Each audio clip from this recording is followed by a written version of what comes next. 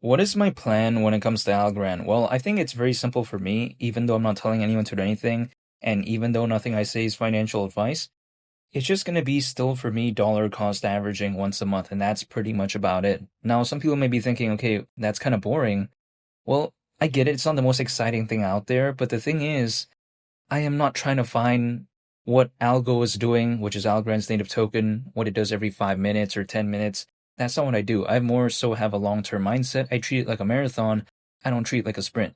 So for me, again, I just dollar cost average once a month, and that's pretty much about it. Because when it comes to Algorand, I'm still a fan of it as a layer one blockchain, but no matter how I am a fan of it, right? I can't determine anything when it comes to Algorand in terms of controlling it or doing this or doing that. I can't control the market in any way. So instead, again, I just dollar cost average once a month. Now, granted, I've been dollar cost averaging for over 2 years at this point. So when people take a look at that and they say, oh, take a look at the price chart, hasn't been doing the best, I'm totally aware of that. I mean, it showed some moments of brilliance, like for instance, especially near the end of 2024 and the beginning of 2025. And even at that point, the market cap was nearly 4 billion.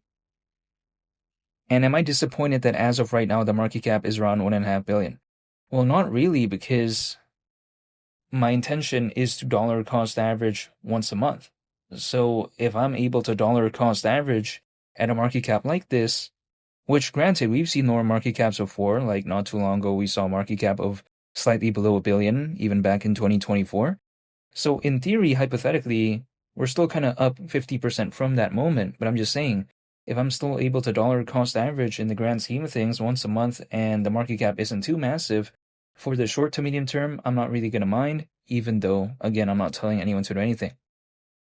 Now, Algorand as a layer one blockchain, kind of sometimes the complaint that people may tell me is that there's so many layer one blockchains out there. How can Algorand even really stand out in any significant way? Well, the thing is, when it comes to Algorand, sure, there's many layer one blockchains out there, but we have to consider how Algorand has an aspect of ISO 20022, which actually isn't sometimes even something that people think about when it comes to Algorand, because it's not kind of the thing that people often think about, right? Because let's just imagine something like Stellar, for instance, something like XDC. They're focused on that payments, global trade and finance space. So then sometimes people think, oh yeah, there's that aspect of ISO 20022. But when it comes to Algorand, it's a little bit different. Now, why is this something that I'm even caring about in the first place? Well, it's because if we take a look at ISO 20022, that is currently being used by many financial institutions from all around the world for something called inter-organizational data exchange. So, yeah, just very massive overall, and especially when I consider how supposedly the payments market is currently valued at over $2 trillion as of right now, that is something that, I find pretty impressive in my perspective. Now, Algo at $5, it's nearly a 36x from here. So, the pullback again has been pretty extensive. Now, even though as of right now, Algorand in the past 24 hours had kind of a 5% rally, I would say. Is it going to be short-lived? Is it going to be something that is just going to be kind of a flash in the pan? Who knows? I mean, altcoins are not doing the best as of right now, but it's nothing really that exciting. I mean, again, right? Market cap not too long ago was nearly 4 billion. As of right now, it's around 1.5 billion, like around 5%. It's nothing I'm too excited for, actually, in the grand scheme of things, but still, it is what it is. That's the way to take a look at it. When it comes to Algo, yeah, I just don't think it's personally going to be the best thing that's going to do this, or should I say the best performing hypothetical thing during an altcoin season. I just don't have that mindset. Now, some people may be thinking, okay, if that is the case, why would you still even believe in Algorand? People like to ask me this, right? Well, it's because, again, the way you take a look at it is this. What is Bitcoin going to do in the next 6 months, let's say? Now, some people may be thinking, okay, if the cycle isn't hypothetically over, sometimes you're going to say, oh, how about maybe the idea of 200 grand or maybe the idea of 300 grand? But if, let's say, for whatever reason, in a make-believe scenario, 300 grand is like kind of the ceiling, Bitcoin as of right now, being at nearly 90 grand, like 300 grand is not over a 4x. You know what I mean? Even $2.50 when it comes to Algo, $2.50 As of right now, we're around 15 times lower than that. So, yeah, that's just the way to take a look at it. Now, granted, sometimes you like to say, oh, something being kind of relatively speaking lower market cap, it doesn't mean it's going to hypothetically do anything. Now, yeah, I get that because, again, something being lower market cap doesn't mean it will grow, right? There's a lot of factors involved with that. But when it comes to algo, it's already kind of done its thing. We've seen the altcoin season and experience back in 2021. Algorand is a pretty established layer 1 blockchain.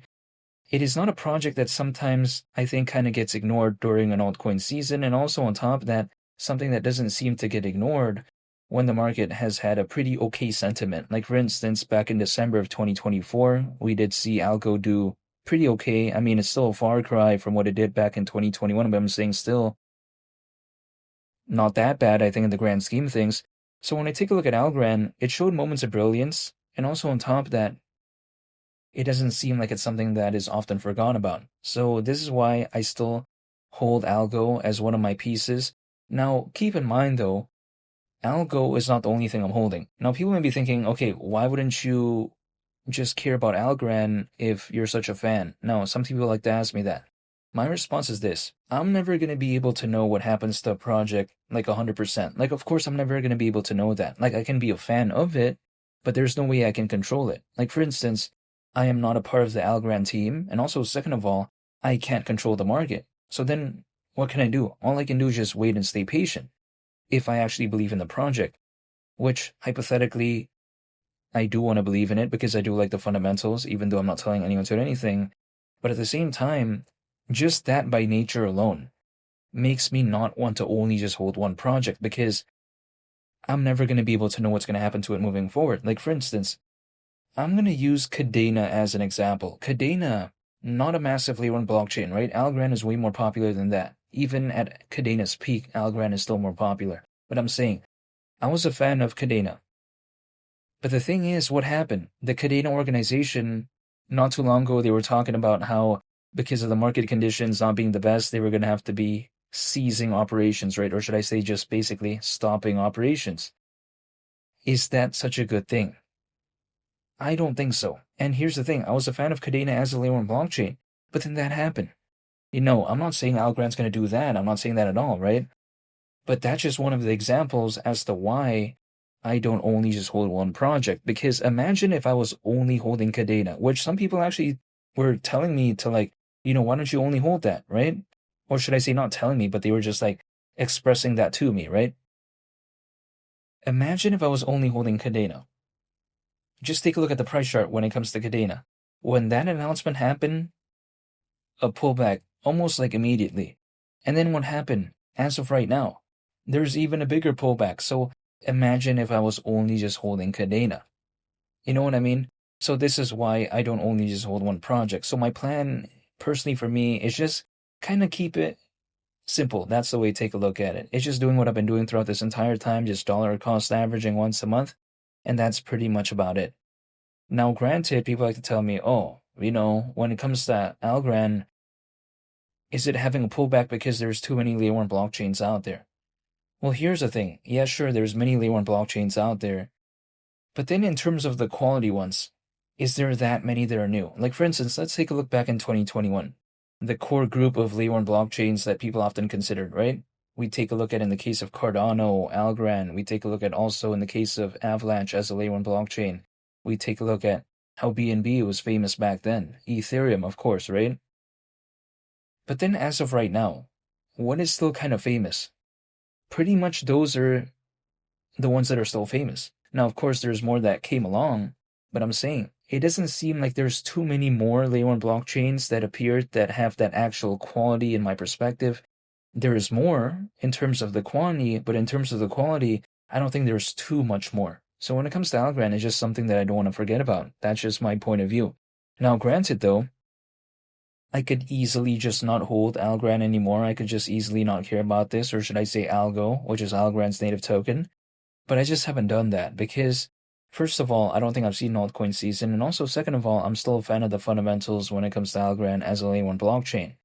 When a layer 1 blockchain, for instance, is allegedly the technology of choice for over 2,000 global organizations, I highly doubt that that seems like a bad layer one blockchain to me, which actually, if we take a look at Algorand, supposedly it is the technology of choice for over 2,000 global organizations.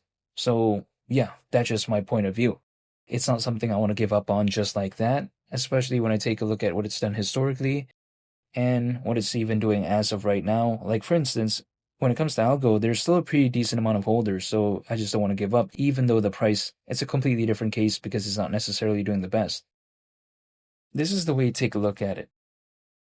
What I'm seeing as of right now is kind of this general event where a bunch of altcoins are having a pullback. It's not only just specifically for layer one blockchains, right? Or even just specifically for altcoins in general, like even Bitcoin, which isn't an altcoin that's also having a pullback, generally speaking, because sure, we've seen a slight recovery, but not too long ago it was like well over 100 grand. You know what I mean?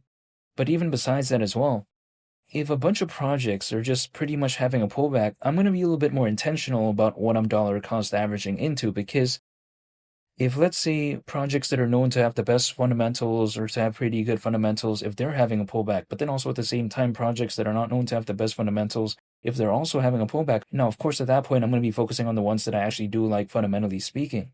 Now, not to mention as well, the way you take a look at it is this. If I just want to put an analogy, right, just in a make-believe scenario, let's say I'm a real estate kind of developer or something like that. And let's say in a make-believe scenario, there's a town or let's say a city.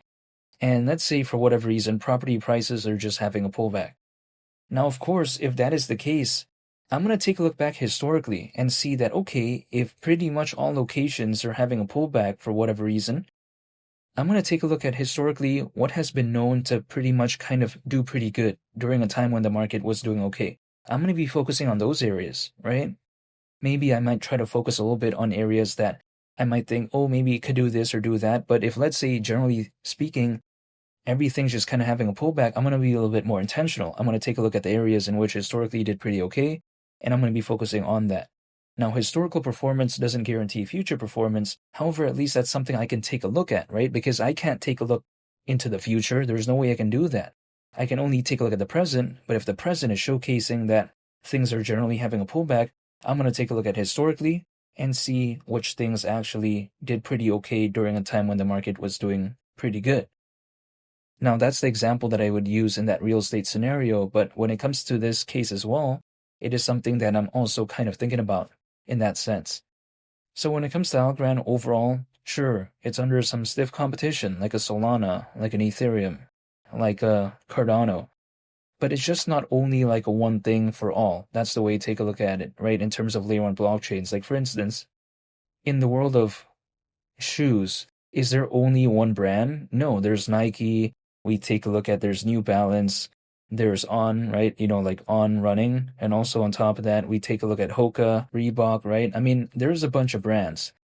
It's not only just one, right? Sometimes there's kind of a preference for a certain organization or a certain team when it comes to what they want to choose in terms of the shoes. And I think it's a little bit no different in the case of, let's say, layer one blockchains, because let's say an enterprise wants to adopt a layer one blockchain, right? Or let's say wants to kind of go into the world of blockchain technology.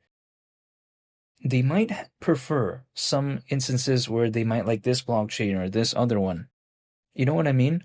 Because a lot of these layer one blockchains, they're just basically using, in some cases that I see, traditional blockchain technology.